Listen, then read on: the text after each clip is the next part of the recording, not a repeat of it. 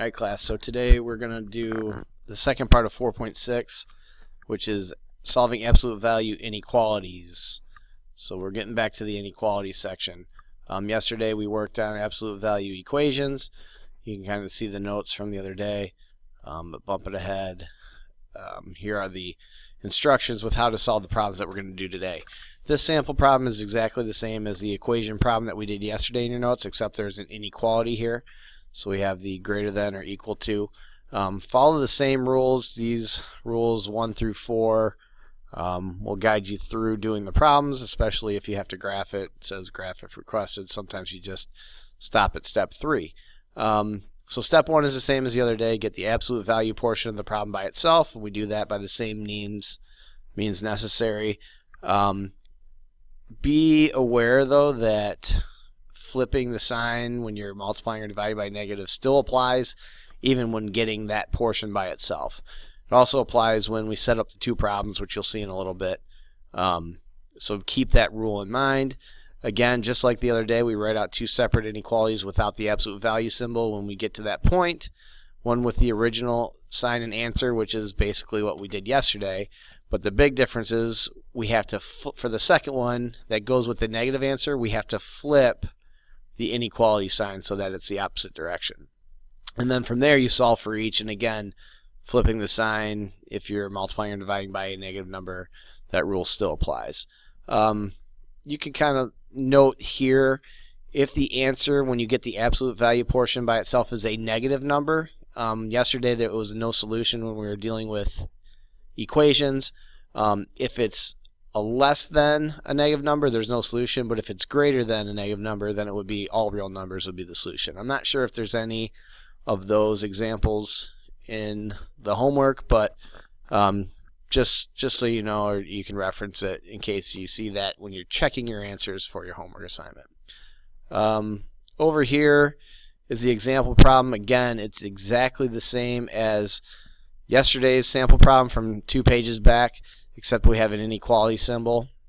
So every step is exactly the same. We would subtract 3 from both sides, then we divide by 2, and we get the absolute value portion by itself here. Then here's where it changes up a little bit. We have to write two different inequalities. One exactly as you see it here. You can see these are exactly the same. X minus 3 is greater than or equal to 2. X minus 3 is greater than or equal to 2. But the second one we write, we have to flip the sign and make this a negative. So this will be x minus 3 is less than or equal to negative 2. Then we solve for these, so you would just add 3 to both sides. That's how I get the 5 here. Add 3 to both sides. That's how I get the 1. And then we can graph those just like we've been doing for the compound inequalities. Alright, obviously as you're going through this video and as we're doing these next sample problems on your notes, feel free to pause the video to catch up if I'm going too fast. Alright, so we're going to walk you through these 4 problems, and then you can also check the next video that's on my website, which is the 4.6 part 2, where I'll actually be going over some of the problems from the actual homework. So if while we're taking these notes you're still confused when you start the assignment, make sure that you're referencing the video and hopefully your notes so you can get through it. Alright, so these first 2 problems, and really the first 3, you'll notice that they all have the absolute value portion by themselves already, so we just have to write out the 2 separate inequalities. So the first one I'm going to write out is exactly this, just getting rid of the absolute value. So x minus 1 is less than or equal to 3. And then the second inequality would be x minus 1, flip the sign, greater than or equal to negative 3. And then we solve both of these problems. So I would add 1 to both sides. X less than or equal to 3 plus 1 is 4. Add 1. X greater than or equal to negative 2. Now we have to graph, plot 0, plot negative 2, plot 4. These are both closed. Then we look at x is greater than negative 2, so that's going this way. X is less than 4, so it ends up being an AND type problem. I'll switch up colors just so we can distinct on the notes. Over here, again, we have the absolute value portion by itself, so just write two separate inequalities. X minus 1 greater than 3, so exactly what you see there, just minus the absolute value symbols. X minus 1, and then flip the sign and have the negative answer. Alright, now we have to show the work here to get these variables by themselves. Add 1, x is greater than 4, add 1, x is less than negative 2. Again, if we're asked to graph these, then we would, so I'll just go ahead because it's on our notes. Plot 0, plot negative 2, plot 4. These are both open circles because there's no line underneath the inequalities. X is greater than 4, we're going this way. X is less than negative 2, we're going this way. Alright, the next problem, we have w plus 2 is greater than 5. Again, it's already isolated by itself, so we can just write out two separate inequalities. W plus 2 is greater than 5. W plus 2 is less than negative 5. So that's the part we change. Alright, then we just solve for each of these. Subtract 2 from both sides. W is greater than 5. Subtract 2 from both sides. W is less than negative 7. Again, if you're asked to graph them, should be getting a little bit more comfortable with the graphing portion at this point. Open circles at each. So we have W is greater than 5 going this way. W is less than negative 7 going that way. Alright, so example 4 gets a little more involved, but it's just like we did equations the other day. So we have to get the absolute value portion, this x plus 2 by itself. So I would start by adding 3 to both sides. So this, now I have 2 times the absolute value of x plus 2 is greater than 8, sorry. Then I would have to divide by 2 to get the absolute value portion by itself. So divide each of these by 2. These divide out, giving you x plus 2, the absolute value portion, is greater than 4. Alright, now we're just at the point where, we were doing the previous 3 examples. So we're going to set up 2 inequalities.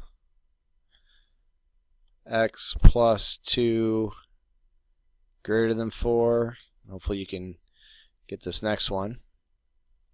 X plus 2 less than negative 4. Subtract 2 from both sides. X is greater than 2. Subtract 2 from both sides. X is less than negative 6. I'm not going to do any notes, but go ahead and pause the video here and go ahead and graph it and see how you guys do. Alright, so if you pause the video and we graphed it, I'll go ahead and do it now. So we draw the line, put 0, put 2, put negative 6, open circles on both. X is greater than 2 going this way, X is less than negative 6 going this way. Alright, there's one more sample problem I want to do, so flip your notes over to the back so we have a little more room and write this down. Pause the video here to write it down. So we have negative 2 times the absolute value of 3x minus 2 plus 5 is greater than or equal to negative 5. So again, I have to get the absolute value portion by itself first, so I'm going to start by subtracting 5. So that gives me negative 2 times the absolute value of 3x minus 2 greater than or equal to negative 10. Now I have to get the absolute value portion by itself by dividing by negative 2. So this gives me the absolute value of 3x minus 2. And since I divided by a negative, now I have to flip this sign here. So now it's less than or equal to, and then negative 10 divided by 2 is 5. Now we're at the portion where we can write two separate inequalities.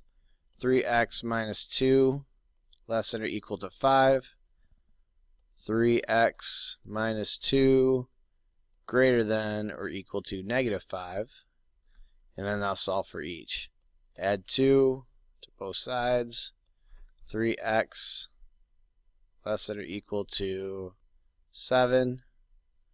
Then we're going to divide that by 3 to get x by itself.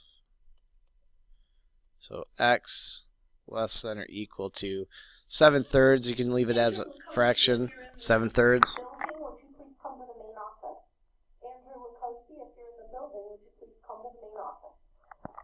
Or you could change it to a decimal. So 7 divided by 3 equals 2.3 repeating. So either way.